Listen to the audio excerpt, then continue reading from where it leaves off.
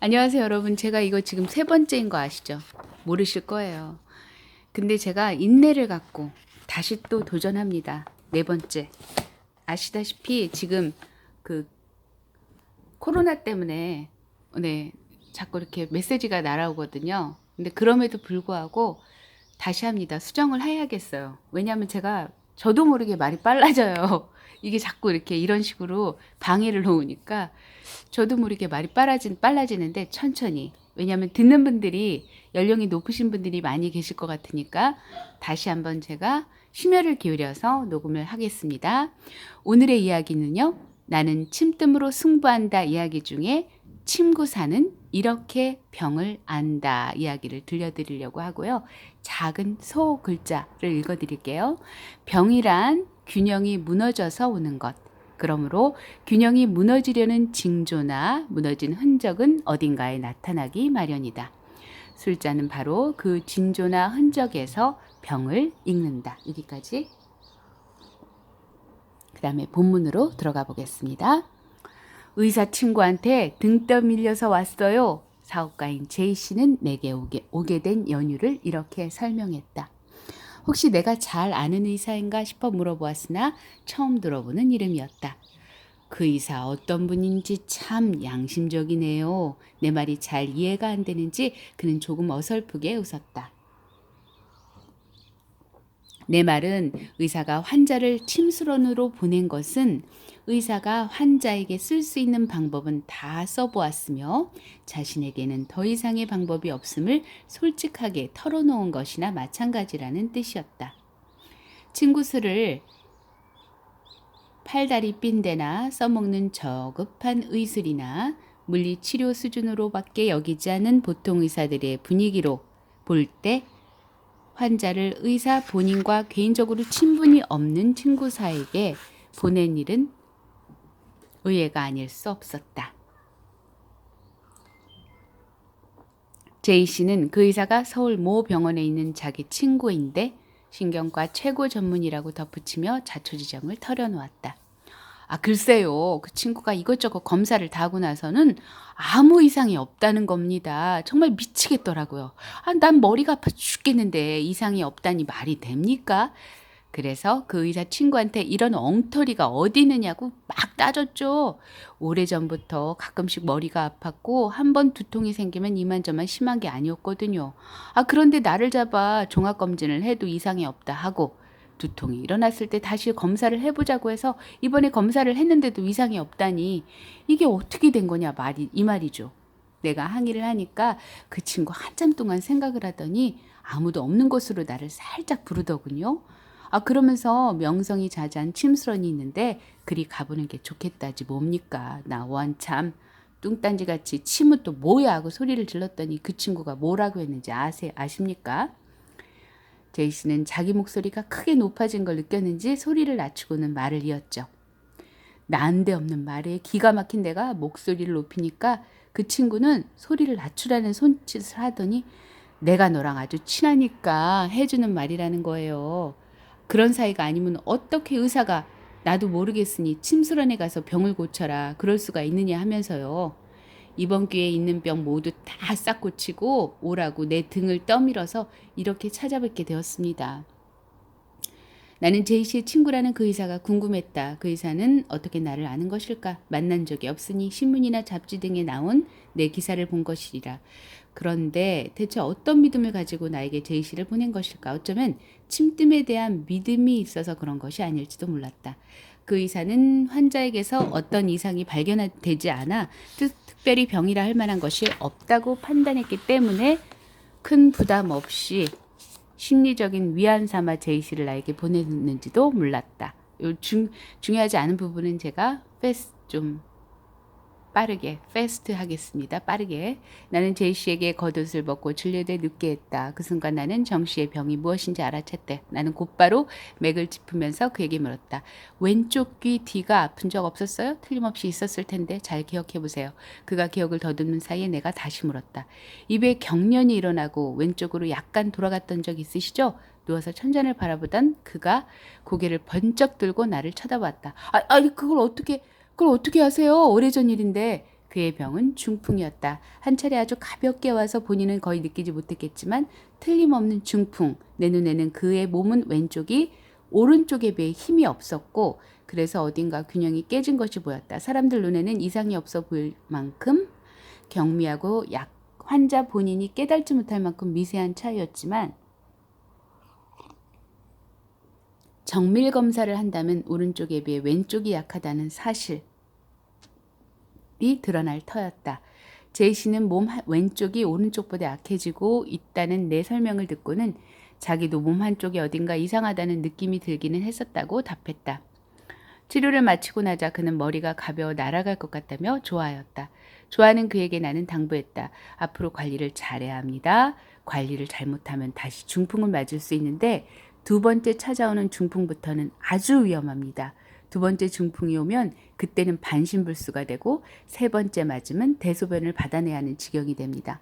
겁을 잔뜩 집어먹은 환자가 내 손을 덥석 잡았다. 병원에서도 못 찾아낸 제 병을 찾아냈으니 이제부터 제 목숨은 선생님 손에 달렸습니다. 책임지고 저를 고쳐주셔야 합니다. 병명도 알았고 고칠 방법까지 알았다며 좋아하면서 진료실 문턱을 넘던 제시가 갑자기 되돌아 물었습니다. 그런데 제 친구는 병원에서는 왜 못 알아낸 겁니까? 선생님은 단박에 알아차렸는데도요. 제시 말대로 병원에서는 중풍이 한번 지나간 것을 알지 못했다. 최신식 첨단 장비로 몸속을 샅샅이 헤쳐보고도 제시 두통의 원인을 찾아내지 못했고 한 차례 쓸고 간 중풍의 흔적을 찾지 못했다. 반면 나는 한순간에 제이씨 병을 보았다. 최신 진단 장비가 아닌 술자의 감각으로 나는 병을 찾아냈다. 제 아무리 첨단 기계라 해도 인간에게는 기계가 흉내내지도 따라오지도 못하는 구석이 있다. 이거는 정말 중요한 진면목의 진수인데요. 진수. 왜냐하면 여러분도 아시겠지만 요즘 인간을 대체할 수 있는 기기들이 많이 나온다고들 하는데 AI라든가 딥러닝 암기는 따라잡을 수 없겠죠. 암기는 따라잡을 수 없지만 이런 구석이 있다는 거 여러분 정말 자긍심이 일어나지 않습니까? 나는 중풍을 한번 가볍게 맞은 사람을 한눈에 알 수 있다. 중풍은 몸의 반이 고장나는 병이다. 그래서 한번 가볍게 왔다 하더라도 중풍을 맞은 사람은 반드시 어느 한쪽이 무력해지게 된다. 이런 사실을 알고 주의 깊게 살펴보면 아주 조그만 차이라 해도 알 수 있다. 이마의 주름살 한쪽이 더 처져 있을 수도 있고 또 눈 한쪽이 약간 덜 감기거나 조금 덜 떠질 수도 있다. 말을 하거나 음식을 씹을 때 입이 미세하게 한쪽으로 치우칠 수도 있고 얼굴이나 몸 한쪽의 감각이 다른 쪽에 비해 무디거나 힘이 없게 느껴질 수도 있다. 의심은 가지만 확실하지는 않다면 혀를 입 밖으로 빼보게 하면 된다. 중풍을 맞은 사람은 혀가 한쪽으로 쏠리게 되어 있다. 자, 이 부분은 제가 천천히 읽어드릴게요. 왜냐하면 주변 분들 중에 혹시 그런 분들이 계시다면 꼭 침뜸으로 고칠 수 있는 방법. 침뜸은 다른 게 아니고요. 무국보양뜸만 꾸준히 하셔도 정말 좋아지십니다. 병원에서 갖은 검사를 해도 알아내지 못한 병을 단번에 알아내는 까닭에 사람들은 내가 특별한 능력이나 가진 것처럼 여긴다. 그러나 이런 능력은 훈련만 열심히 하면 누구나 터득할 수 있다. 어느 누구나 훈련을 하고 경험을 쌓으면 기계로 몸 안을 들여다보지 않아도 병을 알 수 있다. 그저 환자를 바라보고 망진, 듣고, 냄새 맡으며 문진, 물어보고 문진, 만져보는 절진 등의 사진만으로도 병을 알 수 있다. 이는 우리 몸이 구석구석 서로 연결되어 유기체라고 하죠. 연결되어 있고 서로 영향을 주고받기 때문이다. 그러하니 몸에 나 있는 잔털 하나도 흘리는 땀 한 방울도 다 그만한 이유가 있다.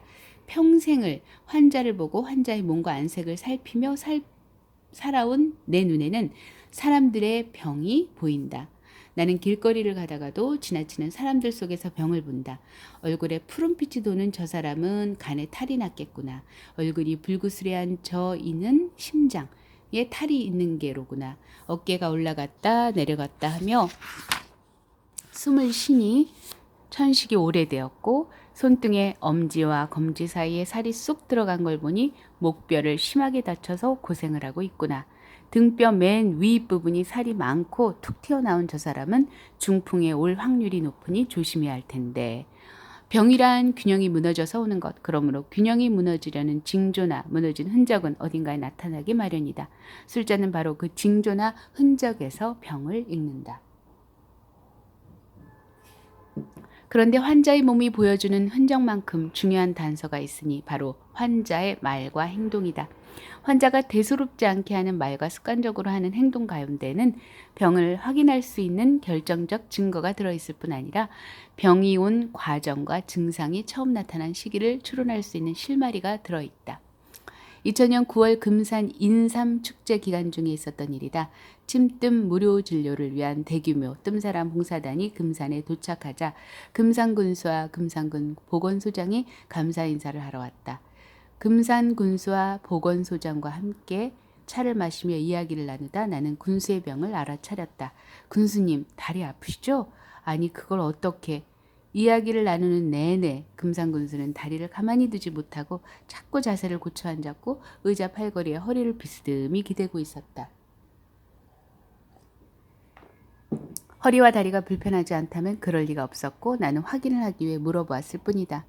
나는 환자가 오면 농담을 하면서 긴장을 풀어주려 했습니다. 그래야 사소하지만 중요한 이야기를 풀어놓고 은밀한 이야기를 털어놓으며 내게 이것저것 물어보며 자신의 사생활을 드러내는 깔짝이다. 예를 하나 더 들어보자. 고혈압은 원인을 알아야 완전히 잡을 수 있다. 모든 병의 원인이 중요하지만 고혈압이 특히 원인이 중요한 것은 고혈압은 병이 아니라 증상이라서 그렇다.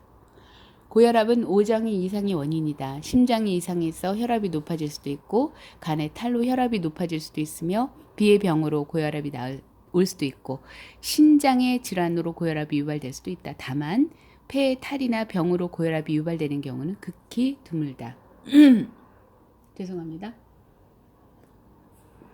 그러니 고혈압을 치료하려면 반드시 원인이 되는 장부를 알아야 한다. 탈이 난 장부는 환자의 몸과 안색 등을 눈으로 보는 망진에 의해서도 알아낼 수 있지만 망진으로 알아낸 바를 확인하려면 반드시 문진의 과정을 거쳐야 한다. 그리고 때에 따라서는 망진으로 결정적인 단서를 얻어내기 어려운 경우도 있다. 그래서 나는 환자가 혈압이 높다고 하면 당뇨나 심장병, 간염 등을 앓고 있는지 묻는다. 당뇨가 있다면 비의 이상으로 고혈압이 유발된 것일 테고 심장에 병이 있다면 고혈압의 원인이 심장일 터, 간염, 간경화, 지방간과 같이 간에 이상이 있는 사람의 고혈압은 간이 원인이고 신장이 나쁘거나 탈이 있다면 그의 고혈압의 원인은 신장이다.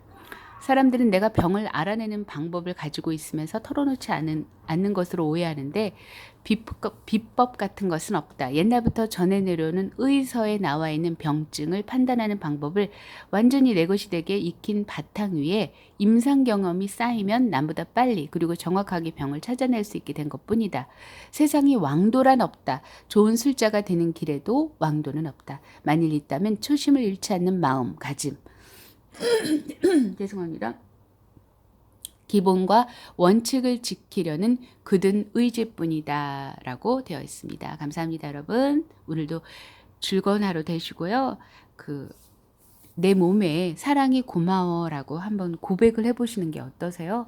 왜냐하면 지금까지 오장육부뿐만 아니라 이 피부, 땀, 털 모든 친구들이 저를 위해서 지금까지 지탱해 주셨으니까 정말 사랑이 고마워. 내 손끝, 발끝 하나하나에 사랑의 손길을 오늘은 꼭 주셨으면 좋겠습니다. 쓰다듬는 것도 좋고요. 뭐든 좋습니다. 사랑이 고마워. 그렇게 자신을 사랑하셔야지 타인도 사랑할 수 있거든요. 감사합니다.